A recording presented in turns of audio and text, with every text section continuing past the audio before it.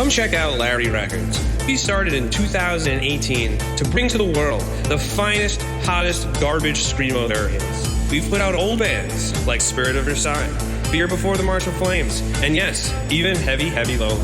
And we got some new bands on the label, like Versus Self, Widow Dusk, Peak, and even Catalyst.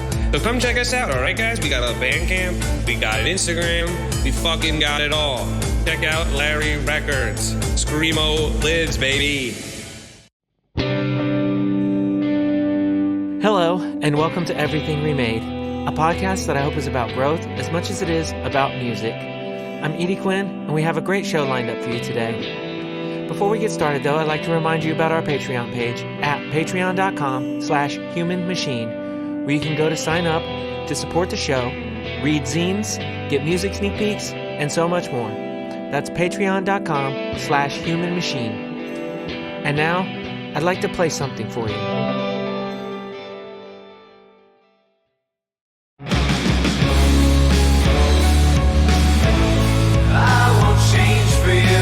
You're hearing Need by Waxlimbs, featuring my new pal Lex Feathers on bass, vocals, and production. You can find the track, along with other new singles and their collection LP, Where Lilies Grow, at waxlimbs.bandcamp.com.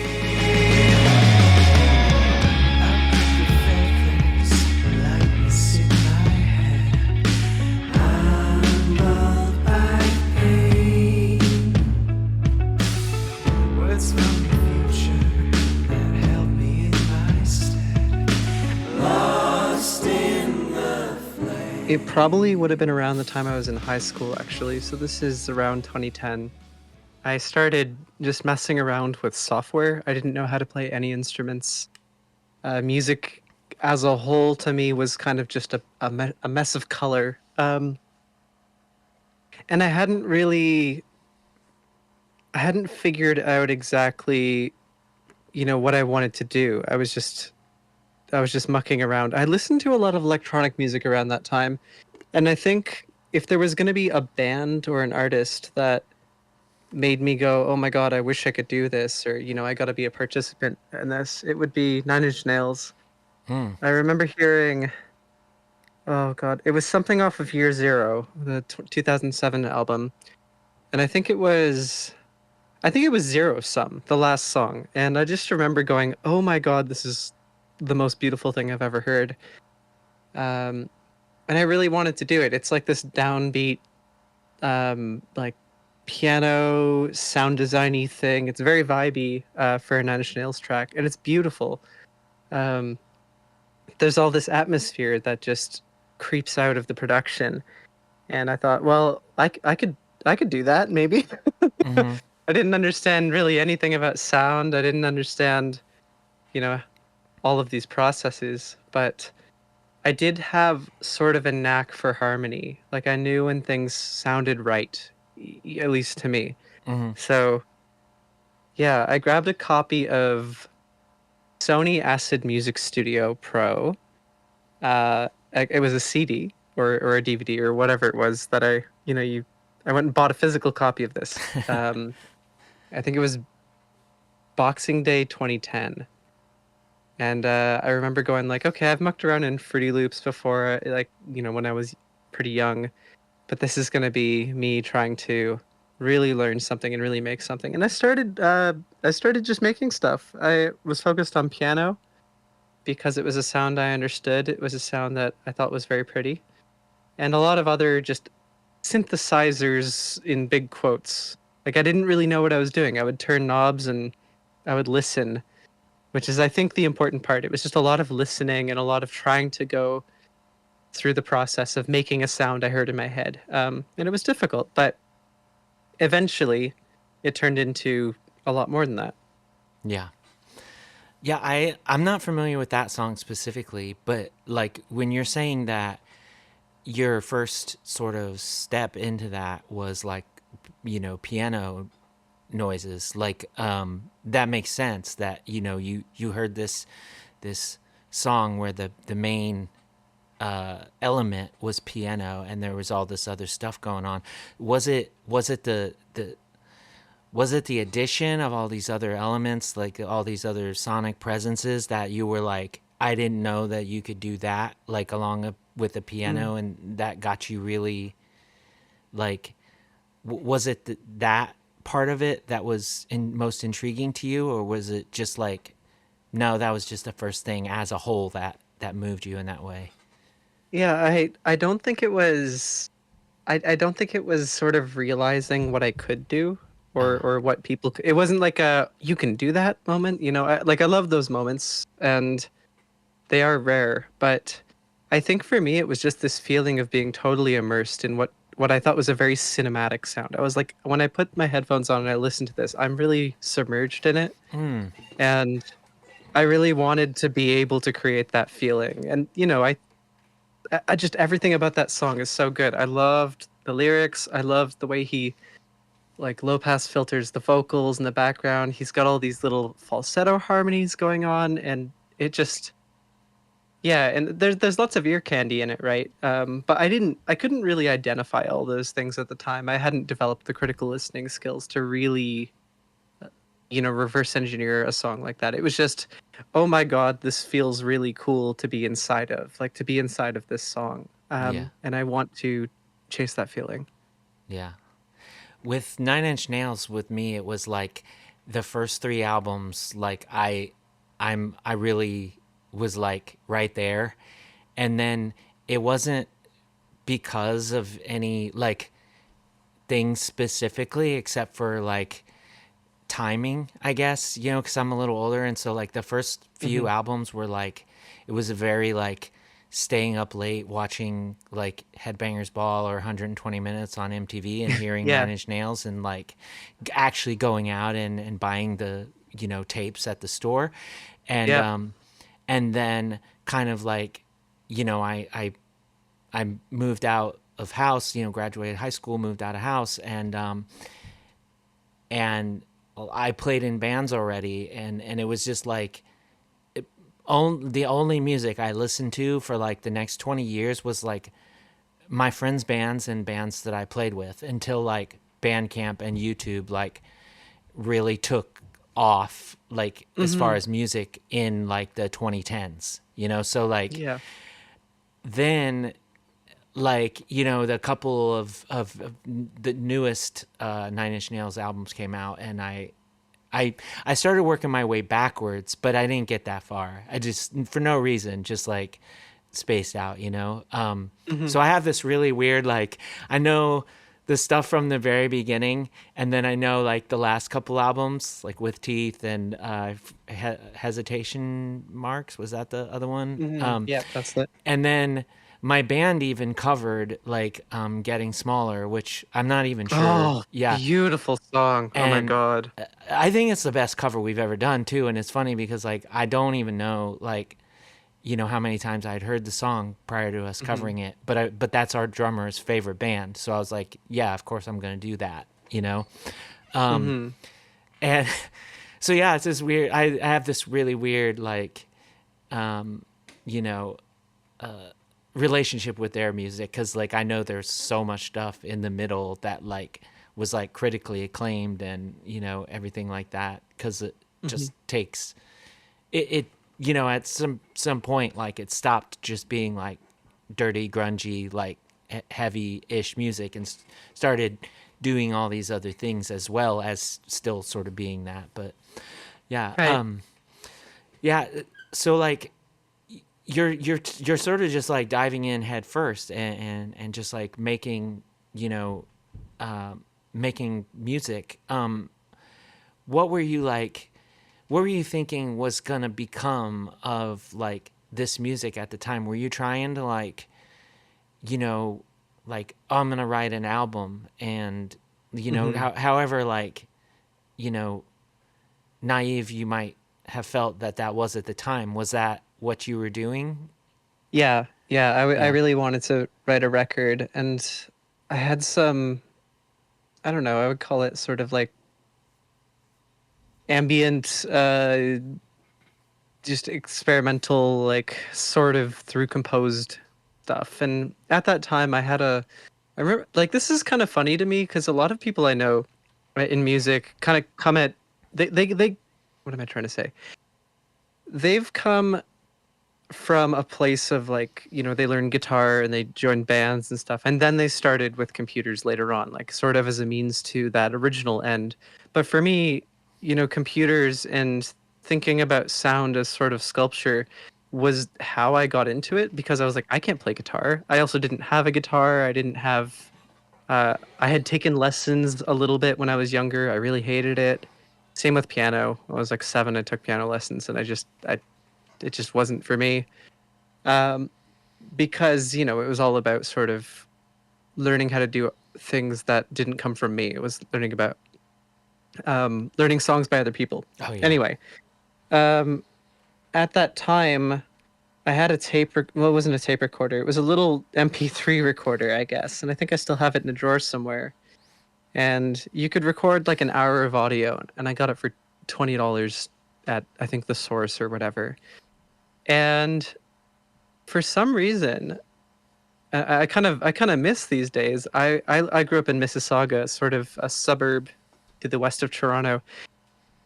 I would walk around and I would record myself humming, or just like the sound of my feet walking through grass, or trains when they would go by, and like the bells would be going to at like a road crossing. Mm-hmm.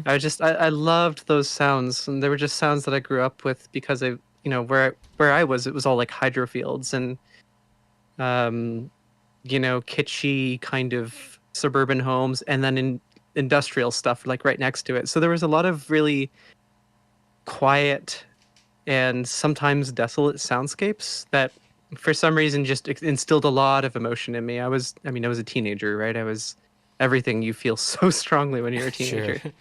But that kind of stuff started to make its way into the stuff I was writing on the computer. Once I figured out how to drag an audio file into this like very, very rudimentary music composition software, it was like, oh, I can add field recordings, and that just changes everything about a piece. Like it makes this, rather plasticky synthesizer feel really like it's about something now, Mm-hmm. in fewer words. Um, so my goals at the time were originally just like, oh, how do you make that sound I always hear? Like, for example, a low pass filter on a bass synthesizer. I just didn't understand how to automate things. I didn't understand how to do basic subtractive sculpting.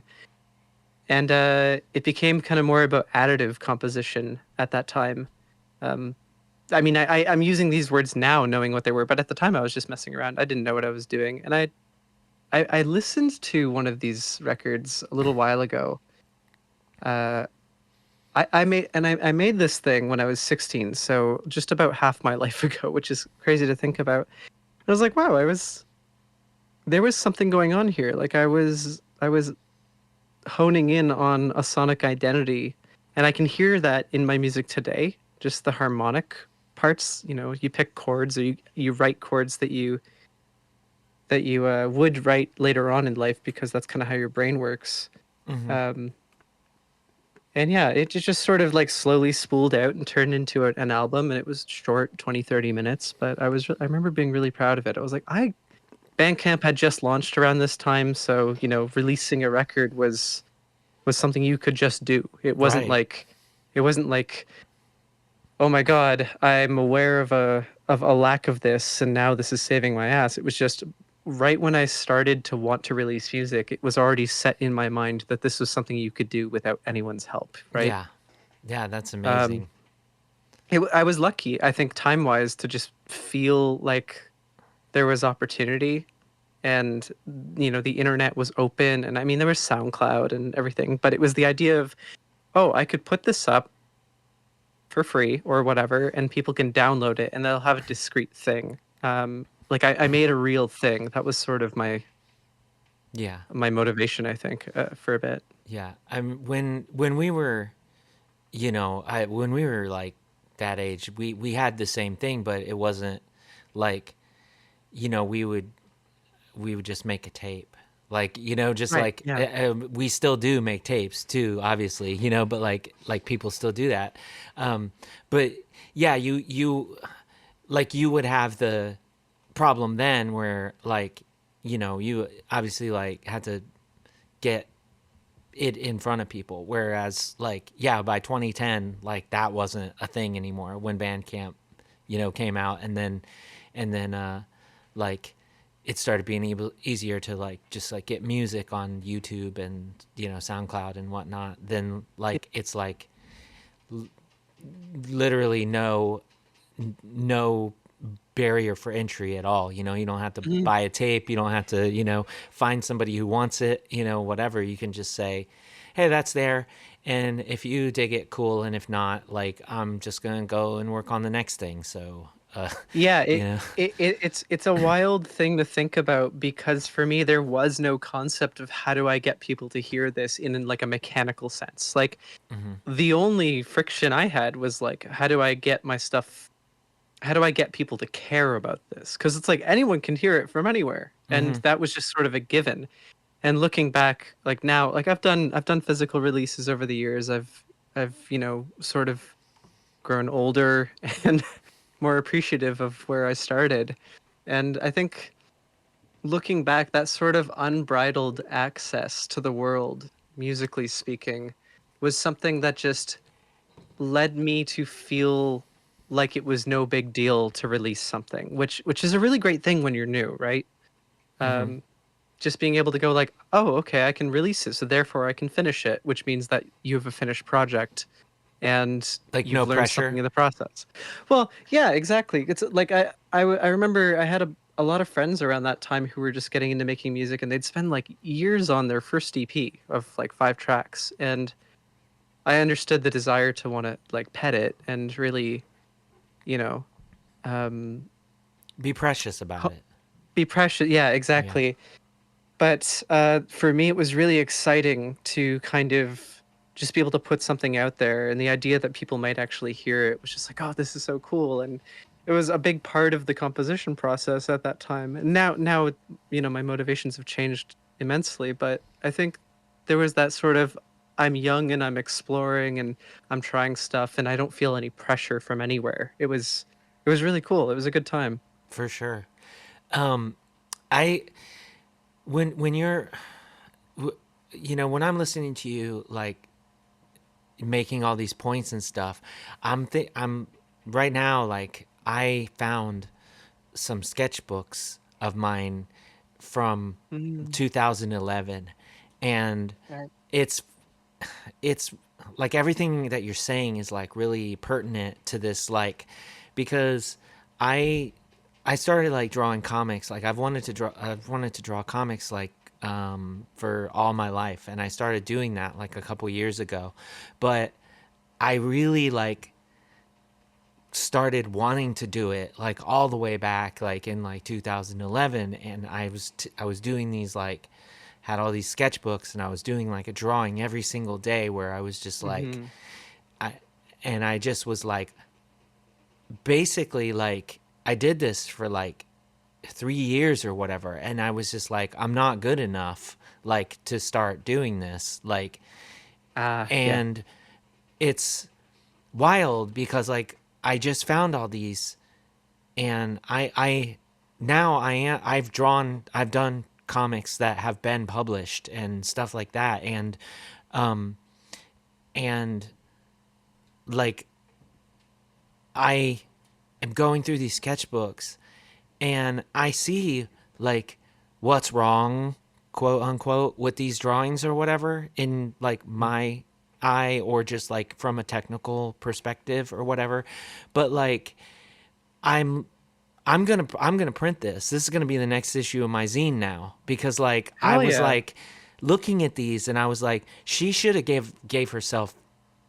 I should have been doing this 15 years ago and not, you know, because like I'm Yeah. looking at this and I'm like, these are not like, I see what's wrong with them, and I'm like, you know, this is audio, so I'm just gonna have to say I'm doing air quotes, but like I should have just been doing it, because there's like a charm with how these are wrong, or how they're sort of misshapen or a little like, Yeah. you know, there's a charm to it, and I should have just went for it. And like I think that's what we're kind of talking about is like, you know, in music, I'm usually not like that. Like I won't sit there on something for like a year and twiddle the knobs and I'll be like, it might take me for a minute to get my clear like vision on the project or whatever, but once I do,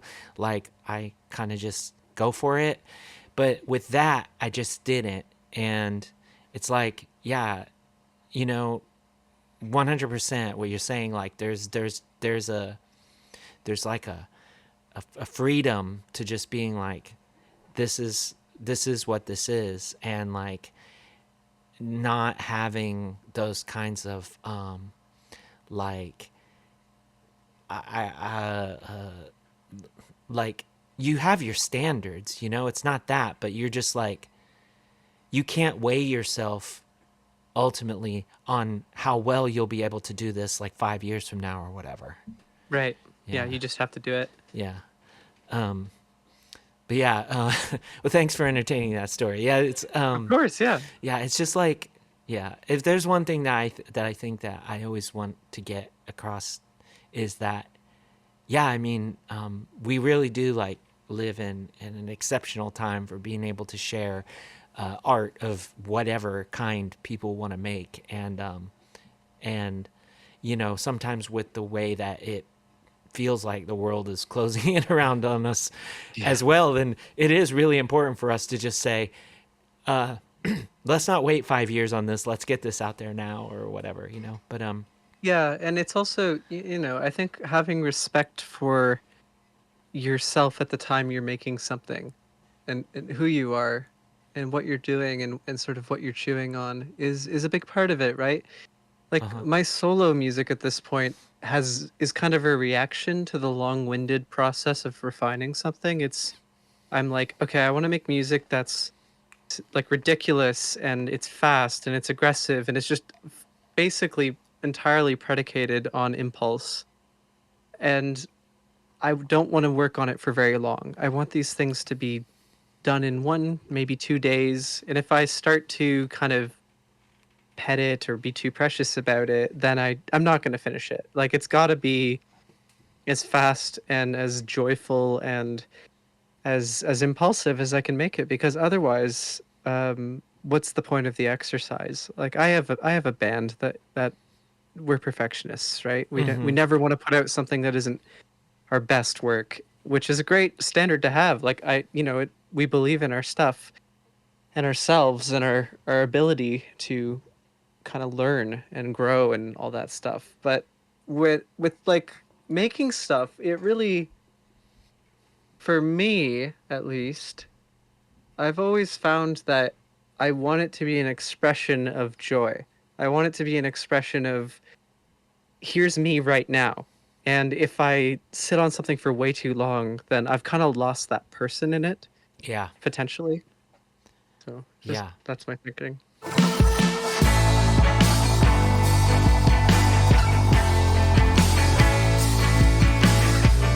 I'm living in the difference.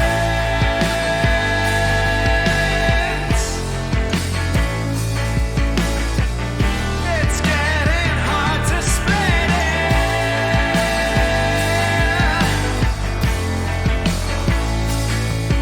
I step out of my body, see my feathers coming up through the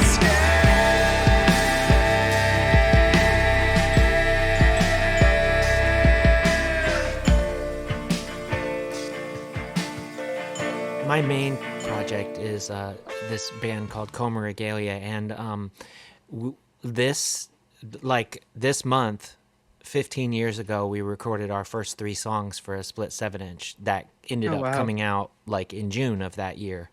And over the course of that, we've had tons of releases and stuff, but there's more than a few times where I I look at a release or whatever, and I'm like, I can think of one very specifically where I'm like, if I sat on that, like I would not have done that.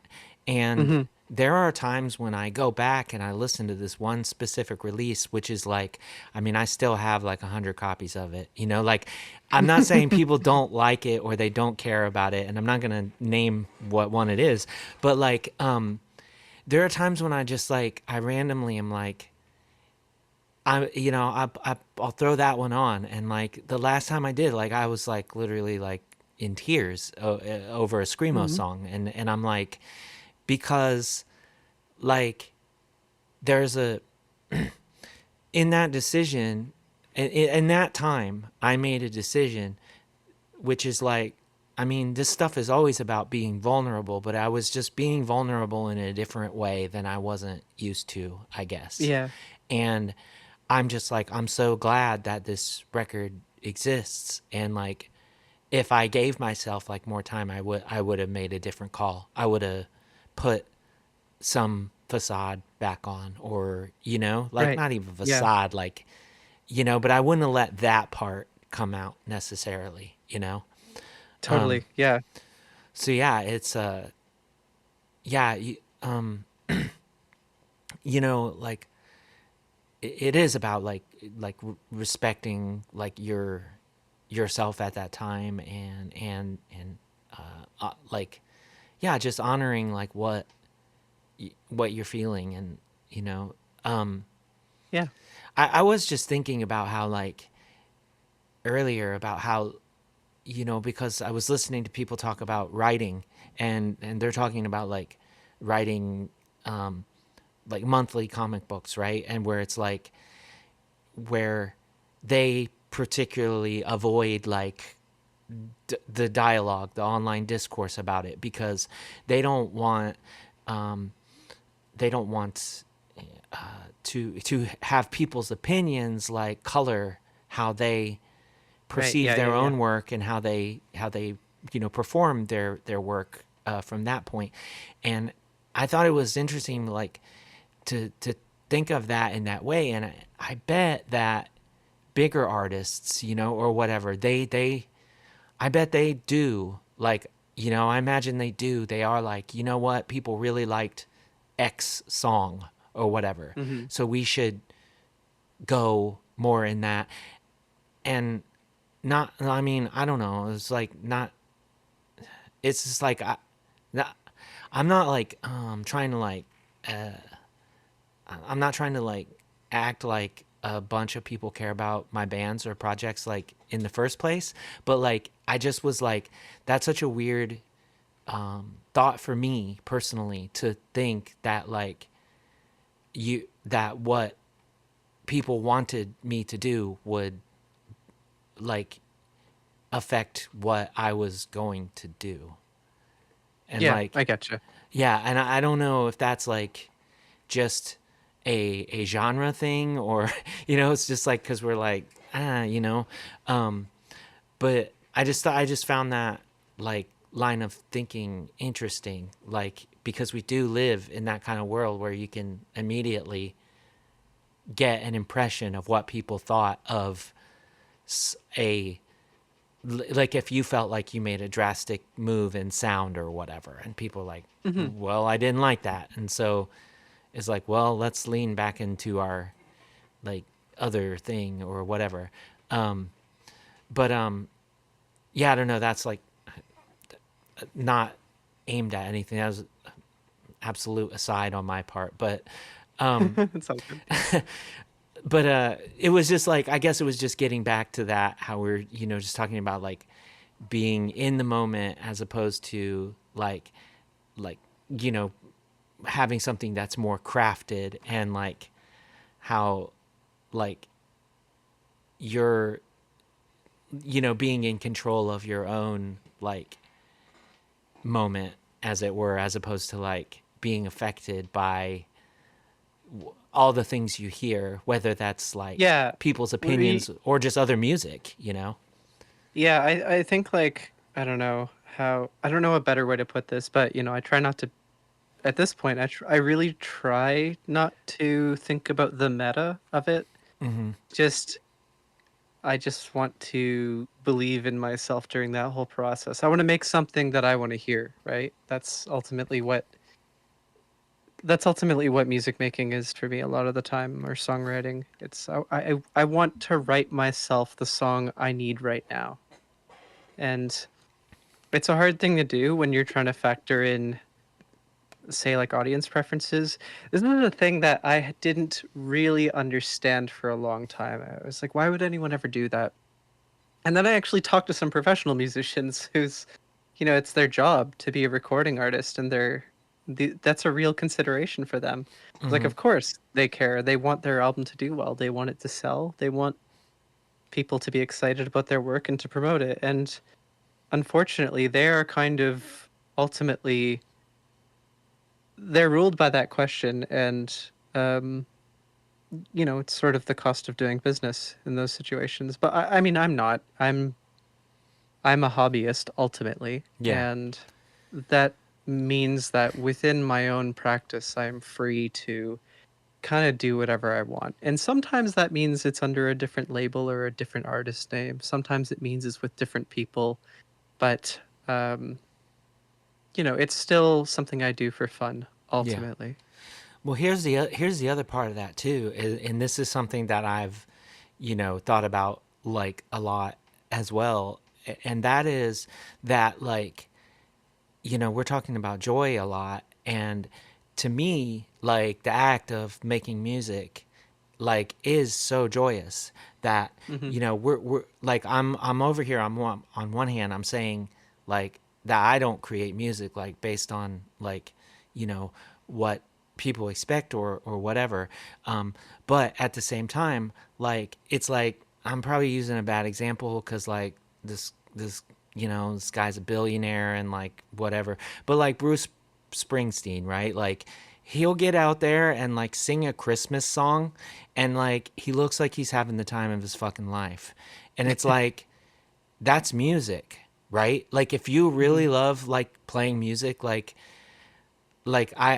can play drums, I can play guitar. I wouldn't say that I can sing very well, but like if like as opposed to like me like doing like delivering food to people or whatever, if somebody was like, I'll give you like $50 a day to come and sing Christmas songs, like I would have a great time, Right. and that's like, that's not fulfilling me like in a creative way, but that's something else. You know what I mean? Like, Yeah. and that's like what I'm getting at is like, yeah, okay, so there are people that are like, well, like people like people liked the sort of alt country side that I was leaning towards them, so I should do my next record that way. That's not saying like that's not me trying to say that like this person isn't doing their best or like isn't like still Of course. enjoying the process. It's just like that's not where that's that's not where I'm landing like whether like whether I want to or not, like it's just not. But yeah, I don't know that like um I've been in situations where I've like sort of just done tracking for people and I'm like this is so fucking cool, like like Hmm. or just like I got a chance to do like a sort of like a indie pop album and I was like I would love to be in a band like this, like Hmm. playing drums, because like every time that I play drums in a band it's like lightning fast and Yeah. I think I'm gonna die, but yeah, I don't know. So like you know you s- you were making music on the computer and like eventually you like start picking up like instruments. What was the first instrument that you gravitated towards, and like how did you go about like learning that instrument? Yeah. Okay. So bass guitar, Okay. and my bandmate Olivia in Waxlimbs, her brother had this old Ibanez Soundgear bass. It was probably like a $200 bass, but he wasn't using it, and it ended up with me. It was just given to me, and I was like, oh, maybe I'll use this as a sound source, or I don't have to actually learn this thing. But I start going to university, and the now drummer of Waxlimbs, Paul, he's living nearby, and I know he's a drummer, and we end up kind of making a lot of electronic music together. And at some point, we start thinking, it'd be really fun to form a band. I was listening to, this is sort of an unfortunate association at this point, but I was listening to a lot of Death from Above 1979 at that time. I really liked the distorted bass and the drum thing, and I was like, this is so fun, this music. It's really exciting. And I wanted to do that, but I didn't know how to play bass. So we got our friend Isabella to. I had an omnichord. It was a Suzuki omnichord, and if you don't know what a Suzuki omnichord is, it's an instrument where it's like an organ. You hold down a chord button, major, minor, or seventh, or seventh, and then you kind of strum it along like a touch plate, and it plays sort of electric harp sounds, and it's a really classic sound you've probably heard in a lot of music. It's just lush, it's colorful. We thought, wouldn't it be kind of funny to have a band with drums, distorted bass, and omnichord, and we'll get Isabella to sing. So we started doing that, and I remember we had our first rehearsal probably a day or two before our first show, and we had our rehearsal space. Paul was renting from 7 p.m. till 7 a.m. And we had kind of like written some music, with computers. We had just sort of multi-tracked things and figured it out that way. But we thought, okay, if we're going to play a show, we better learn this. And it just involved us practicing for 12 hours straight. We practiced from 7 p.m. until 7 a.m. And, very university, very Montreal, but it was, and we were terrible. Like, I didn't really know how to play bass guitar, like I said. So I was figuring it out as I went. I knew what notes to play. I knew how the songs went, but how do you use a pick properly? How do you not make yourself exhausted? How do you perform on stage? I had never really done it in that way before. And yeah, we were rough, but it was exciting, and it was really fun, and it was silly, and I feel like I learned so much in that one rehearsal, that 12-hour rehearsal, that I could never have learned anywhere else in that way. And we just kind of kept doing it from there, and it got a little bit easier each time. And as I started to think about Waxlimbs, my current band, and how I wanted to approach it, and how to make it more fun for me and for the audience, because at the time it was just electronics, me and electronics on stage. It turned into like, how can I play bass guitar? Because I already have a lot of fun with this. And Paul thought, well, you need a drummer, so I'll drum for you, and that's exciting. And slowly we sort of picked up our guitarist, Will, and then eventually our keyboardist and vocalist, Olivia. So it just sort of like everything fell into place really slowly based on what was missing. There was never like a let's form a band moment with Waxlimbs, but this older band from Montreal, we really sort of had like a little wouldn't it be silly moment, and then we just did it. And none of us really knew what we were doing except for Paul, because he'd been drumming since he was basically a kid. Yeah. It was good. Yeah. I've definitely been there with like, I was in a band where there was only like, there was only one person in the band that played the instrument that they played. Like the guitar player was like a guitar player, and like he was very good. And everybody else was just kind of like, I'll do this, I'll do this, I'll do this. Right. And the other guitar player was like, I don't know. Like, I think he'd been playing for a while, and he was like good, but he didn't have like good gear, and like his style is very weird. And so like he's actually really good, but like in this weird way, he didn't sound that good, but like it was a boon to the songs in a strange Right. way. And I just bought a drum set I did play guitar, but I didn't play drums. And then my partner at the time like didn't play bass, but she was like, oh, like I'll play bass. And then someone was like, I found a keyboard in the Goodwill dumpster, and so we had a band, and Yeah, it's yeah, an everything in the kitchen sink band. yeah, and it was fun. We didn't do any 12-hour sessions. We did plenty of like, because we were like early 20s, and so there was plenty of, we started practicing and then, people were not sober enough to practice anymore kind of situations. So we all end up Right. like living in a house together and stuff like that kind of band situation. So, Hmm.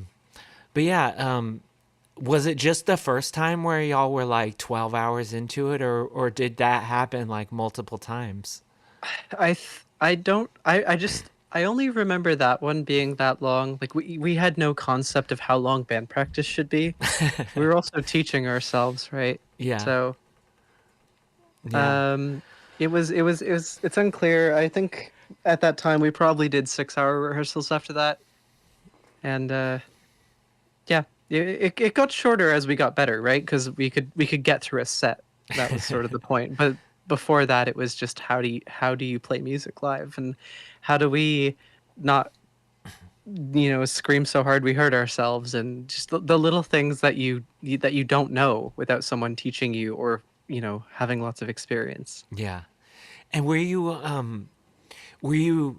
l- you s- so you were kind of learning the songs that already existed and not like coming up with things whole cloth, or a little bit Yeah, of both? exactly. Yeah, it was a lot of okay, we wrote this in Ableton Oh, Live. okay. Let's see if we can play it live. And we sort of would try our best to come familiar with our parts, but there was a lot of learning on the fly, like just really really amateur hour stuff, but we had a lot of fun with it. Yeah. Well, I wondered, sometimes like how I mean, there's songs where it's like, I on an album like I'll play two guitar parts, and and like live we're a three piece, and I got to figure out how to play two guitar parts as one guitar player. Yeah, the And arrangement stuff is really weird yeah, sometimes. and so even then like I can be like, well, we need a couple more times to like go for it, and this is like years of experience. So like going from like I wrote this on a computer to like let's make this something that sounds what it's supposed to sound like, plus also we kind of don't know what we're doing, would be a challenge for sure. Yeah, yeah. I mean, it was a challenge, but we really, I mean, it was my first band, like band. But Uh-huh. for Paul and Isabella, it was they had both been in a band together before that, when they were in high school, so they were kind of familiar. I just think it was a lot of like weird role switching, and we didn't have a guitarist, so how do you make that work when you don't know anything about arrangement or anything about, like, oh well, maybe I should play the bass parts higher or something. There Sure. was no logic to it. We really just thought this would be funny, and then we were bored university students. We were excited about the idea of getting on stage and playing shows with all of our friends who were also in bands. So it was a lot of that. It was just we want to have fun, and we want to be silly, and that was essentially the whole motivation. Yeah, that's awesome. I mean, there's a lot worse motivations for making a band for sure. Um, Yeah, and this more or less like led to Waxlimbs.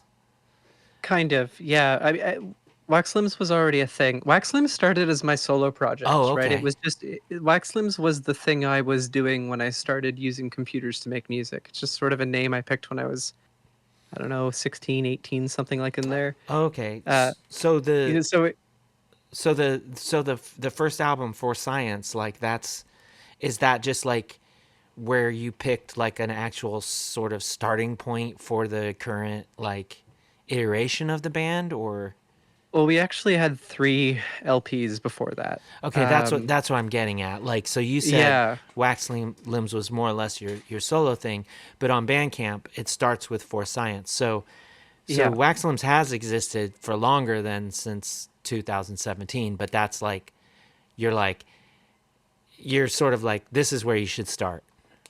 Yeah, we because before that there was a lot of I mean, we were getting our lineup together, Mm-hmm. we were changing as people, we were getting better at, recording and writing. And you know, I think a big part of it for me is like knowing when to hold back. Um, so at some point we made the decision to take down our first three albums because we really felt like people are going to get lost in this. They're not going to understand what this is because they're Mm-hmm. going to think it's like, oh, it's ambient music, or oh, it's experimental electronic music, or whatever. Mm-hmm. And they're not going to know it's a band, right? Right. So we kind of For Science was the first album where we had everybody who is currently in the band involved. So Olivia came on as a guest for a song called Faces in the Fog. And after that, we were kind of like, hey, we this was so easy. We enjoyed working with you. Why don't you just be? I knew she played keys. We went to high school together, and I was like, why don't you just join us? It's so much better when you're on stage. And after that, it hasn't changed since. Okay. Yeah, but it's it's so like from the outside, like when I listen, I'm I'm hearing, and like I haven't heard anything prior to For Science, but Hmm. what I'm hearing from the outside is like I hear stuff like Interpol, I hear the Mars Volta, I hear Mm, like early Genesis, if that's I don't know if that's even something that like you're like interesting. what's that, or if you're also down with like nursery crimes and stuff like that. But like is that are any of those things sort of like were they on your radar as far as like once you started with For Science, like that writing process where you're like, this is kind of the direction that we want to steer things in, like, or what were the bands that you would cite as Yeah, influences on that? yeah. At that time, we were, I think, really kind of starting to think about the project as a band, and starting to go like, well, what would a band do? Because Mm-hmm. before that, it was always let's write an electronic instrumental and come up with words for it and things like that. Mm-hmm. And there's a bit of that on For Science, but you start to hear songs like, for example, Broken Wing, where it was like, oh, live, how would we play this? And it became kind of easy. It's a rock song ultimately. The bands that we would cite, I feel like there's a lot of Air at that time. I really, really loved Air in high school. I was just obsessed. Their 10 Kilohertz Legend was such a formative album for me. Okay. And let's see, there's Beck. I really liked Beck at that time, particularly his record The Information, which I think is like the most underrated Beck album. It's so good. And I mean, I'm gonna throw the Nine Inch Nails dart at the wall because it was always there. We just didn't know how to make that kind of music, so we always got sort of a weird result, and it just turned into this thing that we thought it was good enough to be its own body of work. And the nice thing about that record is it came together, I think, pretty quickly. Like we had been trying to write the next album over and over, and it just wasn't working. And then suddenly, I think we moved all the furniture in Paul's. He had like a bedroom studio. We just moved a bunch of stuff around. We had a bunch of old synthesizers, a bunch of really old gear, and we thought, okay, let's use this and this and this and this. And I would go over on Saturdays, and we would just like co-produce and come up with these instrumentals. And okay, we need guitars, so let's get Will to come over. We want some piano parts or something, so let's see if Olivia's around. And it kind of, I think, when you say the Mars Volta, I think that's interesting because at that time I hadn't been listening to them. I really didn't. I wasn't into heavy music, I think, until a bit later. And with the Mars Volta, I know it's sort of calling it heavy is sort of depends on which album and what song and everything. Sure. But I know Olivia and Will were really into that. They were really into progressive rock and progressive metal. Like, they're both. When I got those two in a room together the first time, they were just like, "Oh, I love Protest the Hero." I love all of these bands. That Paul and I would look at each other and go like, "What the hell are they talking about? Like, never heard of this stuff."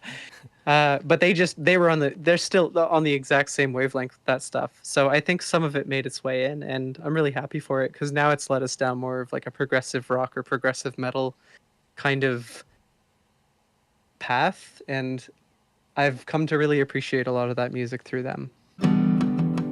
Carry me on through the green to graves with stones that turn to lean.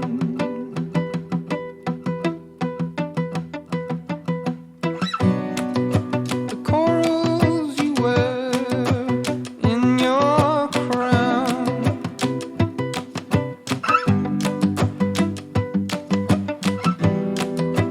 Pieces of shells in white and brown.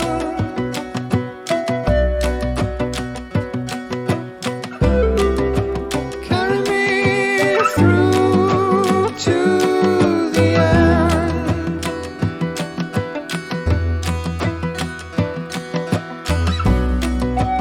of the road where I will rest until the earth is unmade.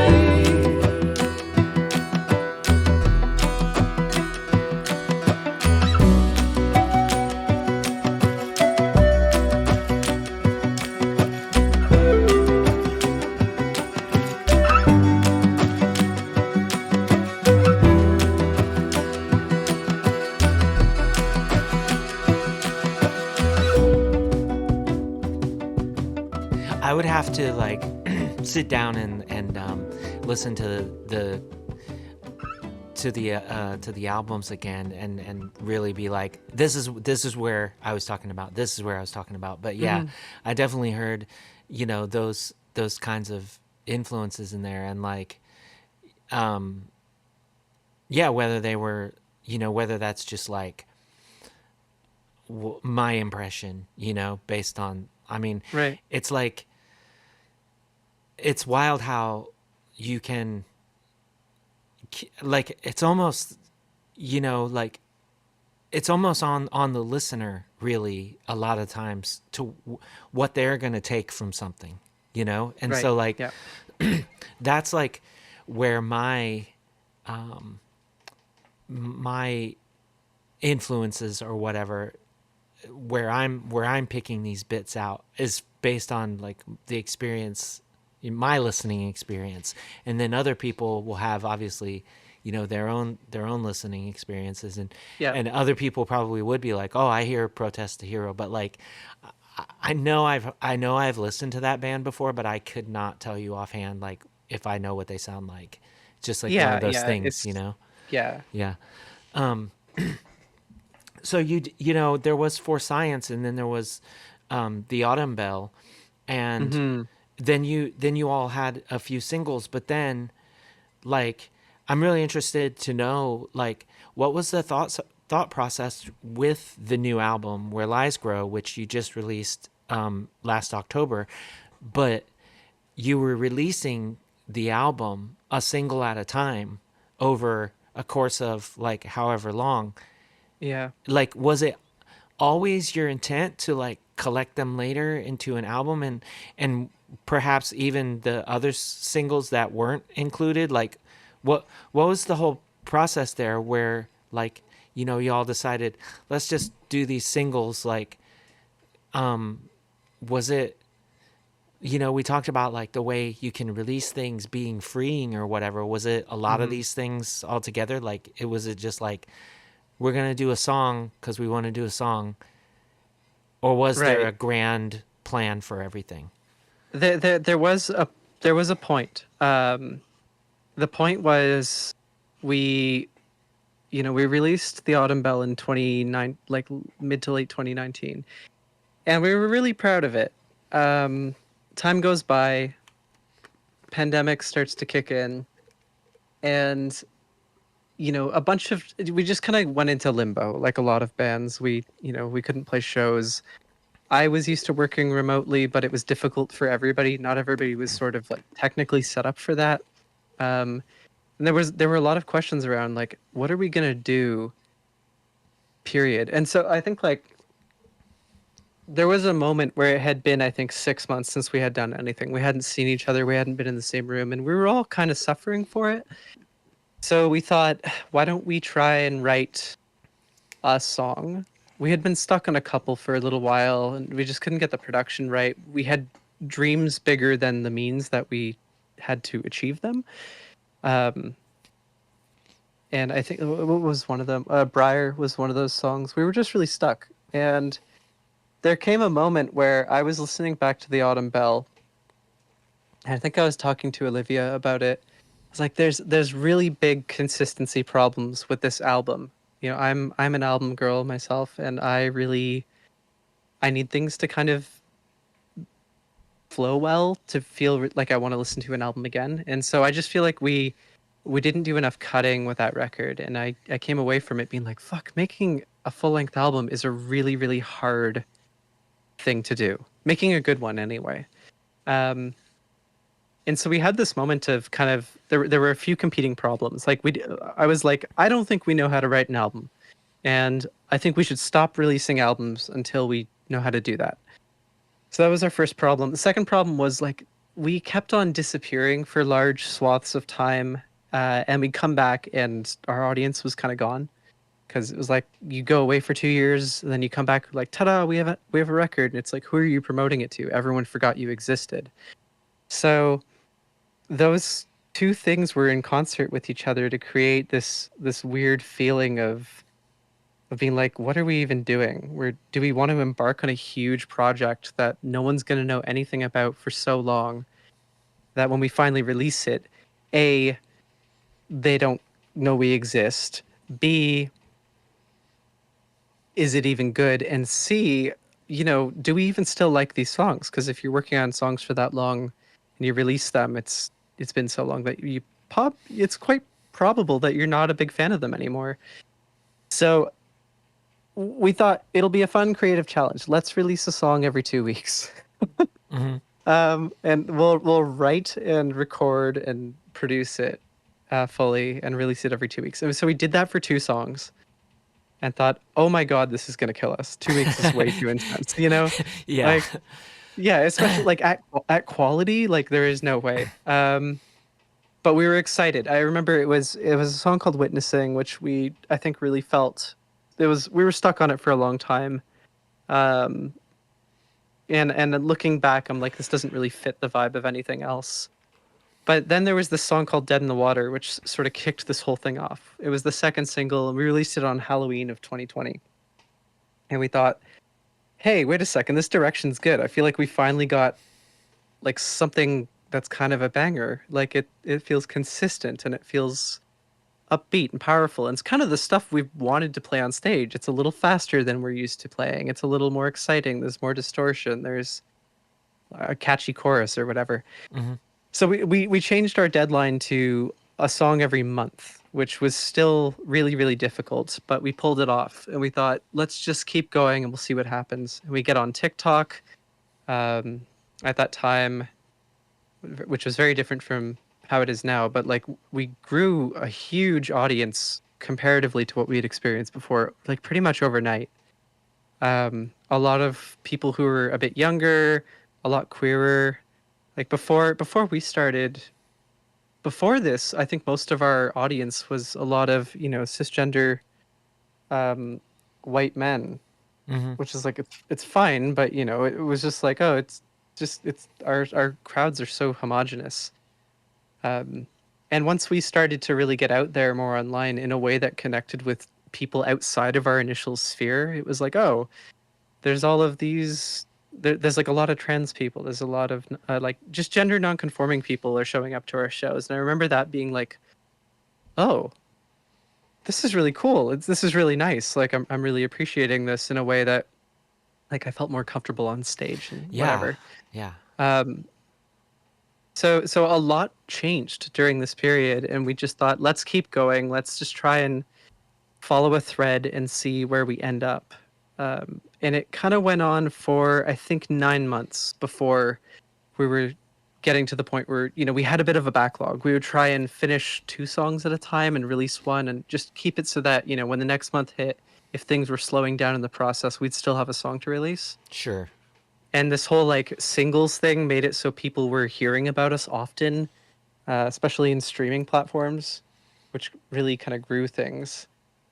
Yeah. But around month 9, I remember we were kind of getting exhausted, and I was burning out really hard because I was handling a lot of the production duties and pretty much all of the mixing at that point, and the mastering. And we had a moment of like, how long are we going to do this for? And somebody suggested that maybe we hit the year mark.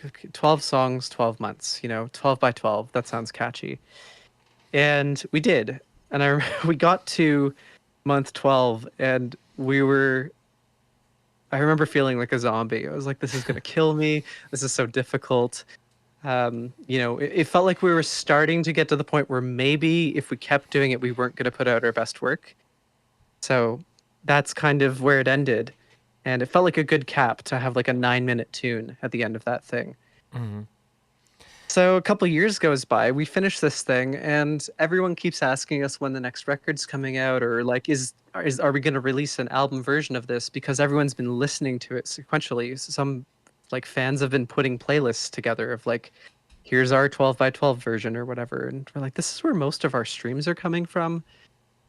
And I remember kind of fielding it a bit to our audience, just being like, would anyone be mad at me if we collected it and was like, this is our record, like, here you go, it's a thing. And everyone reacted very positively. So we put it out. I remember I remastered Earth is Unmade, or I remixed it slightly just because I think production wise didn't quite fit the rest in terms of loudness. But beyond that, it was just finding the right sequence. We didn't put things in a chronological order. Because that was sort of the thing. Like, do we release things in the order of release? But I thought, why don't we look at the story threads we were kind of putting down and really try and find, like, what were we doing, whether we were aware of it or not? I was just gonna ask, but you kind of already answered.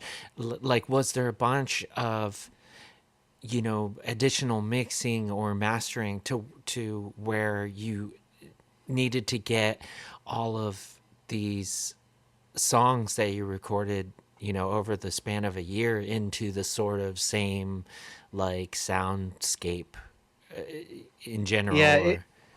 I think beyond the little touch up I had mentioned, not really, because we were sort of like, the circumstances hadn't changed in our writing process, right? We were all working remotely. A lot of it was happening in Ableton.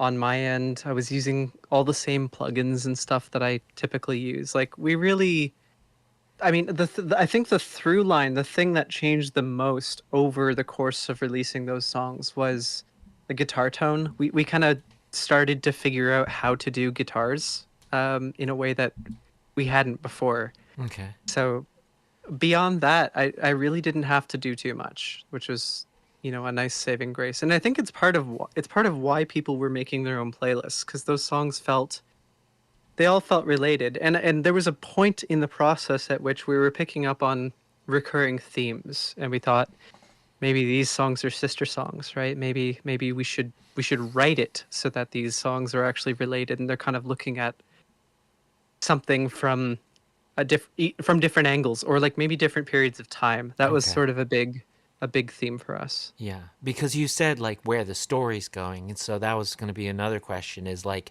did you mean story as in like lyrically or musically, like the shape of the album, as it were, like where the big dips are or where the big crescendos are, or like how much of that played into it as well? Yeah, mostly lyrically, because we kind of realized we had hit upon something that was really exciting for us to explore. And when I was putting the track list, like when I was sequencing the record, it was this big question of like, how do we ensure that thematically everything's fitting together, like you're saying, energy wise. How are we sort of getting that beginning, middle, and end, those acts to feel cohesive? Because here's the thing, it's not like a concept record through and through. There are a lot of songs on there that are about very different things than some of the others are dealing with. But uh, we started to notice like sections that were sort of talking about the same thing. There's a lot of imagery of fire. There's a lot of imagery of like, the end of the world on that album, and I think we can understand why. Yeah, But yeah, yeah. That's very prescient. Yeah, for sure. Yeah, it's such an interesting like idea to me, and I've never done. I'm always like, I'm really hyper focused, and then I finish something, and then I a little bit like with the like I need 2 days before I can do something kind of thing. But yeah, I'm in a project now, and we just started, and we're like that's our goal. We're gonna do a song a month, yeah, starting in May. Like the first one's gonna release, and it's it's me and a drummer, and we have like a rotating cast of bass players and a rotating cast of singers. So we're like, me and the drummer are like staying on it, and then we sort of have like people that don't have to be doing this every single month, right? So like, and I just wanted to do it because, I think, yeah, like I like I'm older than a lot of folks that I chat with, but there's something to me about how like bands used to only have a song on this one comp, or like they only had a song that was like on, like they released a 7-inch and one song was on the album, but the other song never was on anything else. And like I'm really into that, like just like idea that like there's all this stuff that's you got to pay attention to, like to know where it is. And it's like I don't know, like but people might say it like borders on like gatekeeping or whatever, but it's not that. It's like just that other like part of like hunting something down on YouTube, or like you can have the algorithm show you like so much, but sometimes like to find stuff like really got to go down the wormhole or whatever. And this is just like sort of an idea of that, but at the same time we're like, yeah, we're totally collecting these at the end, as a thing. yeah. Well, I mean, that's the thing, right? Like it wasn't a decision, I think, for us, because the goal was, sorry, it wasn't a decision at the beginning that we were going to write something that would turn into an album, Right. because the goal was to learn how to write good songs before good albums. We were like, I think we need to start over, and we need to figure out how to write all what we were saying. We had like a meter that we would sort of rate the stuff we were coming up with on. It was called like the bangitude meter or something. It's like, what's the bangitude of this song? We wanted to, Bangitude? we didn't want to put anything that we didn't feel was banging. Yeah. Because so much of our music was 90 BPM, really slow, really sparse before that. And I think there was a lot of there was so much exploration happening when we were doing this stuff.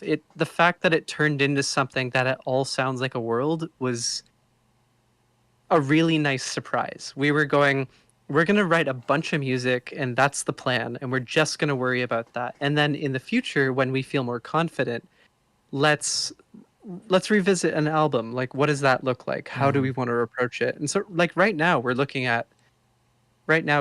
more at that kind of thing, like actually approaching something as like we are writing an album again for the first time in almost 6 years. That's awesome. And Yeah. how has that experience like been Uh, like? well, we during the process for what became Where Lilies Grew, there was a lot of feelings of go, go, go, go, go. Like, just throw everything at the wall and we'll pick the best stuff and just everything in the kitchen sink kinds of approaches. Mhm. And this has felt very different from that. We released a couple songs since, right? Like we had a song called Sear, which was the first tune to come out after the series ended, and then a song called Need, Oh, okay. and both of which we're really proud of. And we thought, okay, I think we're starting to get to this point, right? We're getting to the point where we know how to write something we're excited about, and we're starting to get better at drawing lines between songs and orienting things around a theme. So at this point, we have a theme. We started by I had a concept in my mind. I wrote it down in my notebook, and then thought, how are we going to organize this? How are we going to handle who's writing what songs? Because we've got three vocalists, and everyone's a great songwriter in this band. And how do we divvy up these responsibilities and make it feel consistent? So there was a lot of like really, really, really high level, top down, broad strokes planning happening. And it was great because everyone got really excited for a period. But, it's a slow process. We lost our rehearsal space that we had had for like a decade, um, and needed to find a new one, which has made recording drums more complicated. And, the process of being in a band has just gotten a little more it's gotten slower. Mhm. So as a result, it feels slow. And the way I typically work is I won't touch things for a couple months, and then there'll be like a span of 5 days where I write like 10 songs, and five of them are really promising. And that's sort of how things have always gone with me. I work in short bursts of intense productivity.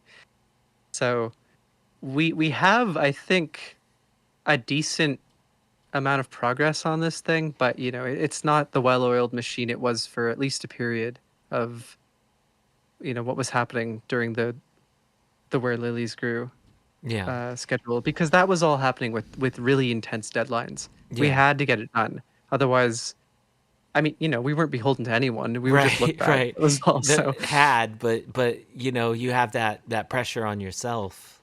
yeah, So we it believed feels in the like goal. yeah. Yeah, we believed in the goal. We believed in ourselves to get it done, and it was more about making good on promises to ourselves. Yeah. So at this point, there's no real deadlines. We know that no one is going to be upset, if we don't have the record out by whenever. So we're trying to be respectful of the space we need to make a good thing, Yeah. and we're just finding, finding the voices that we want to use. I think is the really big sticking point for us right now. Yeah. Well, like having this like sort of bunch of changes and the way that the like you said you have this overarching sort of like structure of how things should go or who will be doing like who's delegated to like what ideas or whatever as far as songwriting. But like having this change could for sure be like it almost just like lends itself to like sort of like happy accidents. Maybe that's not the right way to put it, but it's like, yeah, you like, damn, like now we don't have to start again from the ground up or anything, but we had to get used to this new way of things. And that, in some instances can for sure be like enough to like make new things happen that wouldn't have happened otherwise. I don't Yeah. know. I get really, I have a bunch of different things and they probably all sound the same to most people, but like I get really in the weeds with like this project, like I only do things this way. And like this project I only do things this way, and this project I only do things this way, where it's I'm I'm trying to be like a different band member with myself, like then like, because I don't have like necessarily like that many different band members, so I'm trying to be like I'm the different band member, like Yeah, you're taking on a different role. yeah, and just behave, and like I'm behaving differently because I want different results, and I don't know, like it's a mixed bag, like whether I accomplish that or not, but Of course. it's fun too to just try things differently, you know. Yeah, absolutely. But yeah, so you know that there's a new album underway, as it were, and then you know you also have like Void Femmes, your solo stuff, and you play with Ostra. I try to keep these at around an hour, so like is there anything that we haven't chatted about that we should chat about before we take off, or like Yeah, Yeah. I guess I can really quickly sort of talk about like how do I want to put this? With Waxlimbs, for a long time, it was a band about something I didn't understand, right? Because it started as solo music, it started as me just exploring sound, and then it turned into me exploring songwriting. And there was a consistent theme throughout all of it that, you know, there's something inside me that wants to get out. And, you know, I wonder what the hell that could have been. And like, basically, there's looking back at our catalog, public and private, is really funny to me because it's very much how could you not have known kind of stuff. Like, I don't know if you've ever had that kind of experience with your own music, but yeah. it's very much like all of these songs or this set of songs is dealing with this feeling of like, this is sort of built into how we talk about the project now. It's like, this is a band about alienation and freedom through mutation and things like that. And I think at this point, there's been this really big shift where Lilies Grew was the last record where I didn't know what was going on, right?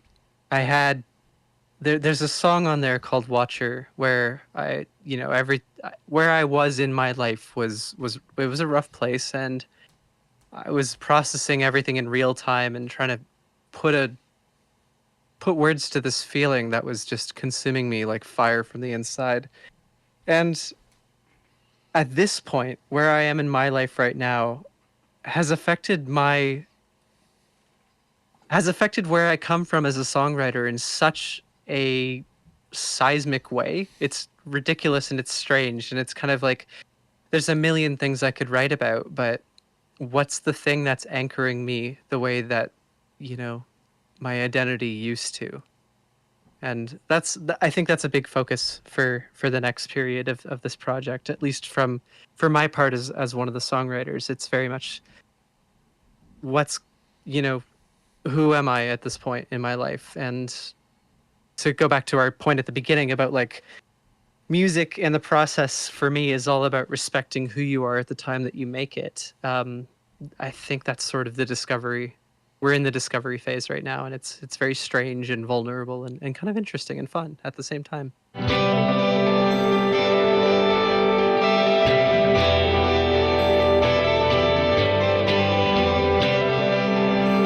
And that was my conversation with Lex Feathers. Thank you so much, Lex, for taking the time to chat with me. Thanks to all of y'all for listening wherever you are as well. Don't forget to subscribe to the Middleman Records YouTube page and rate and review us wherever else you might be listening. Until next time, take care and do good things.